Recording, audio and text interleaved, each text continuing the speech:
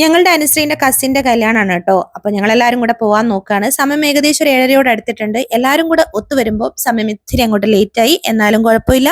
അങ്ങനെ നമ്മൾ എല്ലാവരും കൂടെ ലാലോടിന്റെ കൂടെയാണ് കേട്ടോ പോകുന്നത്. അപ്പൊ ലാലോട് സുരേഷിന്റെ കൂടെ വഴി ഒന്ന് കറക്റ്റ് ആക്കുകയാണ്. അറിയാം, എന്നാലും ഒരു സംശയം.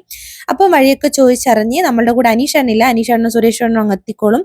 അമ്മേന്റെയും ഭവീച്ചിന്റെയും വീടിന്റെ സൈഡിലേക്കാണ് കേട്ടോ നമ്മൾ പോകുന്നത്. എനിക്കാണെങ്കിൽ ആ വഴി ഒട്ടും അറിയാത്ത വഴിയാണ്. ഞാൻ ഇവിടെ കല്യാണം കഴിച്ച് വന്നപ്പോഴാണ് ഞാൻ ആ ഭാഗത്തേക്കൊന്ന് തിരിഞ്ഞത്. അല്ലാതെ എനിക്ക് കൂട്ടങ്ങാരം വില്യാപ്പള്ളി തണ്ണീർപ്പന്തൽ ആ ഒരു റൂട്ട് എനിക്ക് അറിഞ്ഞൂടും കേട്ടോ.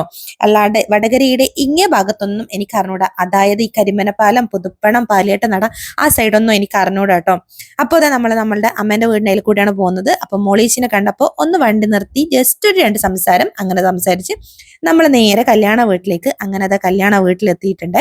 അപ്പോൾ എൻ്റെ കയ്യിൽ വസുണ്ട്. അപ്പൊ വീഡിയോ ഒക്കെ എടുത്തു തരുന്നത് വിഗിയായിരിക്കും കേട്ടോ. അപ്പൊ എൻ്റെ ഈ ഡ്രസ്സ് എങ്ങനെയുണ്ടെന്നൊന്ന് കമന്റ് ചെയ്യണേ അഭിപ്രായങ്ങൾ.